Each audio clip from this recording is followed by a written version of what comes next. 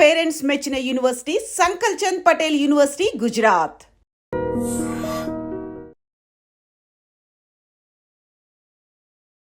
Hi hello నమస్తే welcome back to వైట్రమ్ media. Mutual funds వీటి గురించి ఎప్పుడు విరాట్ మాట్లాడినా ఎవరు మాట్లాడినా సరే మ్యూచువల్ ఫండ్స్లో ఇన్వెస్ట్ చేయండి, ఎంతకాలం ఇన్వెస్ట్ చేయండి, ఇన్ని డబ్బులు వస్తాయని చెప్తుంటారు తప్ప మ్యూచువల్ ఫండ్స్లో ఇన్వెస్ట్ చేసిన డబ్బులు నిజంగానే ఎవరైనా తీసి వాటిని అనుకున్న పర్పస్కి యూజ్ చేశారా అని చెప్పేసి చాలా మందికి ఈ క్వశ్చన్ వచ్చి ఉండొచ్చు. సో దాని గురించి ఈ రోజు ఎపిసోడ్ ఈ విషయాలు మనకి ఎక్స్ప్లెయిన్ చేయడానికి మనతో పాటు ఉన్నారు ఫైనాన్షియల్ అనలిస్ట్ రేవంత్ చలమల గారు. సార్తో మాట్లాడతాం. నమస్కారం సార్. నమస్తే అండి. సో మ్యూచువల్ ఫండ్స్ లో ఎస్ఐపి ఇండియాలో 4 లక్షల కోట్లు నెల నెల వస్తున్నాయని, అలాగే ఈ మ్యూచువల్ ఫండ్స్ ఇన్వెస్ట్మెంట్ ఇంత టైంలో చేస్తే మినిమం 12% రిటర్న్స్ అని ఇన్ని రకాలు వింటూ ఉన్నాం. కానీ నిజంగా ఎనీ పర్సన్ మీ కస్టమర్లోనే ఎవరైనా సరే మీకు తెలిసిన వాళ్ళు నిజంగానే అంత ట్రావెల్ చేసి అంత అమౌంట్ అక్యుములేట్ చేసుకుని దాన్ని తిరిగి ఆ పర్పస్కి యూజ్ చేసుకున్న పర్సన్ ఎవరైనా ఉన్నారా? That is a bigger challenge actually. I'll tell you a case. There is a person, maybe ఈ స్టోరీ అందరిని ఇన్స్పైర్ చేయొచ్చు. A normal middle class man story. ఒక రెగ్యులర్ ఐటీ ఎంప్లాయ్ కథ. 41 years or 42 years old retirement announce చేశారు. Okay. Just with mutual fund money. Is not having any other income, just with mutual fund money. Maybe 10 years back 15 years back నుంచి start చేసినట్టున్నారు, 12 years back. So ఇక్కడ case ఎలా ఉంటుంది అంటే, they came already వాళ్ళు ఒక 2-3 కోట్లు, ఆల్రెడీ 3 కోట్లు అనుకుంటా ఆల్రెడీ బిల్డ్ చేసుకుని నా దగ్గరకు వచ్చారు with some other mutual fund distributor. వాళ్ళ ఫాదర్ వచ్చారు, ఆయన వచ్చారు, వాళ్ళ మిస్సెస్ అందరు కలిసి వచ్చారు. సార్ వీ వాంట్ టు, ఇక్కడ నుంచి నేను రిటైర్మెంట్ దగ్గరకు వస్తున్నాను, మీ దగ్గరకు వచ్చేస్తాను అని చెప్పి వచ్చారు. It's okay. సో బేసిక్గా ఆయన ఎర్లీ ఏజెస్ నుంచే మ్యూచువల్ ఫండ్లో ఇన్వెస్ట్ చేయడం మొదలుపెట్టాడు. రియల్ ఎస్టేట్ కంటే he believed more in mutual funds. So basic వాళ్ళంతా నా దగ్గరకు వచ్చినప్పుడు, సార్ మా వాడు డబ్బులని తీసుకొచ్చి మ్యూచువల్ ఫండ్లో పెట్టుబడి పెట్టారు, మ్యూచువల్ ఫండ్స్లో అంత డబ్బు పెట్టడం సేఫేనా, మరి ఎందులో పెట్టాలి సార్ అని అడిగిన వాళ్ళ ఫాదర్ని. ఫిక్స్డ్ డిపాజిట్లో కూడా పెట్టచ్చు కదా సార్, ఫిక్స్డ్ డిపాజిట్ అయితే రిటర్న్స్ చాలా వస్తాయి కదా సార్ అని చెప్పేసి అన్నారు. వెరీ గుడ్ సార్, కరెక్టే సార్. మీరు ఫిక్స్డ్ డిపాజిట్లో చూసిన రిటర్న్ ఎంత హైయెస్ట్? మీరు మీ వయసు దాదాపు 70-80 సంవత్సరాలు ఉంటుంది ఇప్పుడు. ఫిక్స్డ్ డిపాజిట్ మీ చిన్నప్పుడు ఎంత రిటర్న్స్ చూసారని అడిగాను. 12-13% వచ్చింది సార్ అన్నారు. మీకు అందుకే పెద్దగా నొప్పి తెలియలేదు, మీరు అప్పట్లో 12-13% చూసారు కాబట్టి. ఇప్పుడు ఎంత వస్తుంది సార్ అన్నాను. సీనియర్ సిటిజన్ అయితే 7-7.5 ఎంత ఉంది సార్, మా అయితే 6-6.5 వస్తుందేమో అని చెప్పేసి అన్నారు అబ్బాయి అకౌంట్లో పెట్టుకుంటే. ఓకే సార్, ఇంకో ప్రశ్న అడుగుతాను. మీ అబ్బాయికి మీరు చిన్నప్పుడు స్కూల్ ఫీజు అంత కట్టారు గుర్తుందా సార్ అని అడిగాను. ఎంత సార్, గట్టిగా 1000-2000 ఉండేదేమో సంవత్సరానికి అని చెప్పేసి అన్నారు. ఇప్పుడు మీ అబ్బాయి వాళ్ళ అబ్బాయికి ఎంత కడుతున్నారండి అని అడిగాను. ఓ చాలా కడుతున్నాడు, 1,00,000-2 లక్షలు అవుతుందని అన్నారు. ఇక్కడేమో ఫిక్స్డ్ డిపాజిట్ రిటర్న్స్ తగ్గిపోయినాయి, ఫీజులేమో 1 lakh టైమ్స్ అనొచ్చా. ఆయన 1000 రూపాయలు కడితే ఇక్కడ 1,00,000-2 2 lakh టైమ్స్ అడ్డగలుగా పెరిగిపోయినాయి విత్ ఇన్ నో టైం. మరి ఎట్లా సార్ 7% ఇంట్రెస్ట్ రేట్ తోటి సర్వైవ్ అవుతారు? The point here is survival sir. మీరే మంచి ఇంట్రెస్ట్, ఆ రోజుల్లో మార్కెట్లో అంత రిటర్న్స్ ఇవ్వలే ప్రాక్టికల్లీ. ఆ రోజుల్లో తక్కువ ఇచ్చే మార్కెట్స్, ఎందుకంటే మార్కెట్స్ మెచ్యూర్డ్ కాదు. ఎఫ్డీలు విపరీతంగా రిటర్న్లు ఇచ్చాయి, మీరు ఎంజాయ్ చేశారు దాన్ని. కానీ మరి మా జనరేషన్కి అదృష్టం లేదు కదండి. టైం మారినప్పుడు మనం మారాలి. మీరేమో ఆ రోజుల్లో 12% తీసుకున్నారు, మరి మేము కూడా 12 తీసుకోవాలిగా. మరి 12% తీసుకోకపోతే మేము ఎట్లా సర్వైవ్ అవుతాం? అందుకే పాత జనరేషన్ వాళ్ళు ఎఫ్డి అనేవాళ్ళు. They have seen good returns in those days. వాళ్ళ ఖర్చులు తక్కువ, రిటర్న్స్ ఎక్కువ, దే ఎంజాయ్డ్ ఇట్. సో ఈయన ఏం చేశాడు, అదృష్టం బాగుండి డిసిప్లిన్డ్గా బిల్డ్ చేశాడు. That was good thing. డిసిప్లిన్డ్గా నెలకు ఎస్ఐపి చేసుకుంటూ, ఓన్లీ త్రూ ఎస్ఐపి చేసుకుంటూ, మళ్ళీ ఈసాప్స్ అని వస్తాయి కంపెనీల నుంచి.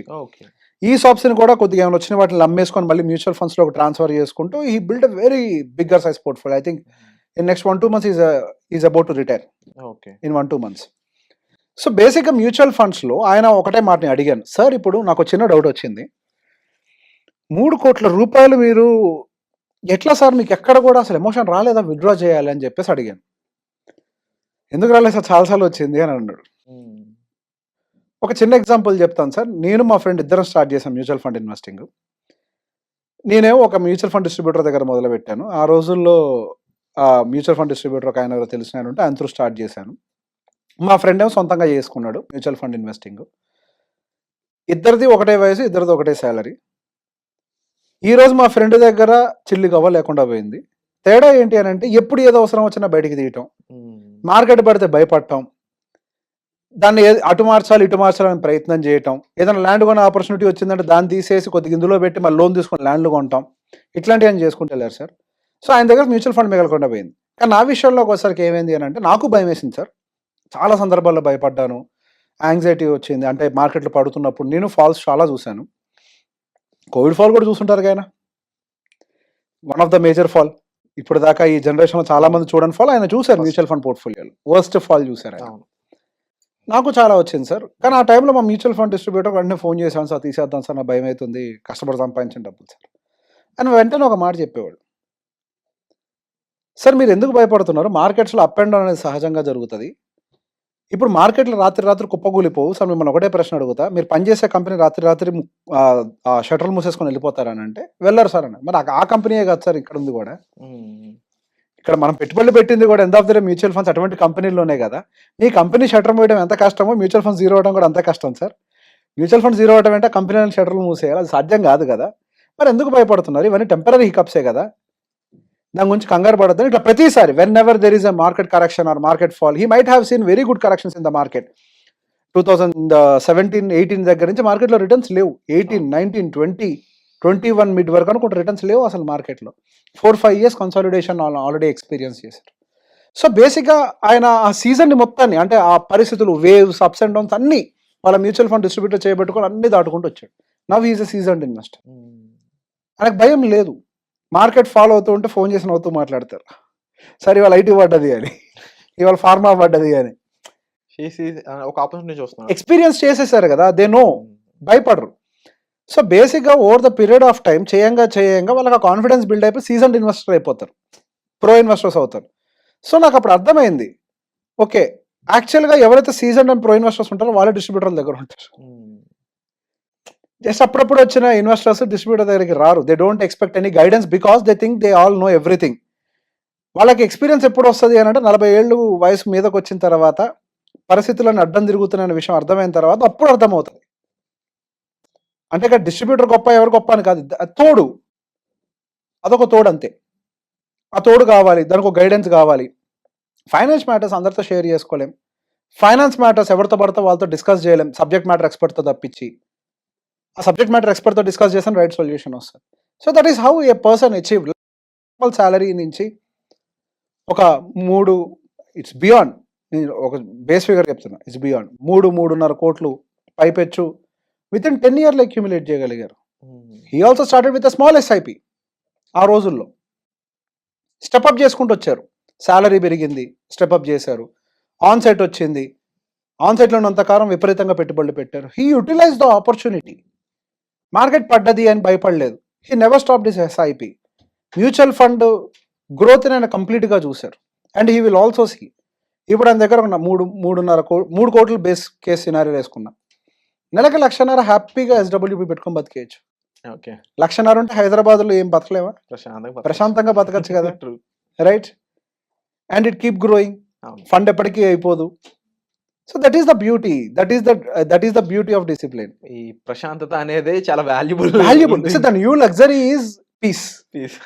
కంగారు లేదు, టచ్ నాకు అంతా రెడీగానే ఉంది. He utilized his active working ఏజ్ని. యాక్టివ్ వర్కింగ్ ఏజ్ ఏముంటుందండి, 30 నుంచి 40 సంవత్సరాలు. The good point that I observed in his life is, ఆయన ఆ ఫండ్ ఈ ఫండ్ అని చెప్పి అటు ఇటు టైం వేస్ట్ చేసి ఉంటే, ఆయన ఏదో ఆయన కెరియర్ మీద కాకుండా నేను ఇన్వెస్టింగ్ మీద ప్రో అవ్వాలని ఫోకస్ చేసి ఉంటే ఆయనకు శాలరీ ఎక్కువ వచ్చి ఉండేది కాదు. ఇప్పుడు శాలరీ వచ్చింది కాబట్టి ఇన్వెస్ట్ చేశారు, శాలరీ రాకపోతే మనకు తెలిసిందని చేసుకుంటూ, ఆయన తెలిసిందని చేసుకుంటూ శాలరీ బాగా పెంచుకున్నారు, పెరిగిందని తీసుకొచ్చి ఇందులో ఇన్వెస్ట్ చేశారు. తెలియని దాంట్లో టైం వేస్ట్ చేస్తే శాలరీ ఎట్లా పెరుగుద్ది? దేమే ఫోకస్ చేయాలి, దాని మీద చేశారు. ఈ మధ్యకాలంలో ఇది ఒక ఫ్యాషన్ ఎక్కువగా అవుతుంది రేవంత్ గారు. ఏంటి అంటే ప్రతి ఒక్కరు they want to be self investors లాగా అవ్వాలి అని చెప్పి. It's not wrong, but that need some experience. By the time you lose. Invest చేయనప్పుడు అలా ఎక్స్పెక్ట్ చేయడం కరెక్ట్ కాదేమో అని నా ఉద్దేశం. అనుభవం వచ్చిన తర్వాత ఆటోమేటిక్ అన్ని అంటే మేజర్ పాయింట్ ఇక్కడ ఏది మైనస్ అవుతుంది అంటే, మీరు అన్న దాంట్లో కూడా ఎక్కువ మంది 1-2 years కూడా కాదు, ఐ థింక్ 6 to 1 year మధ్యలోనే చాలా మంది వెనక్కి వెళ్ళిపోతారు.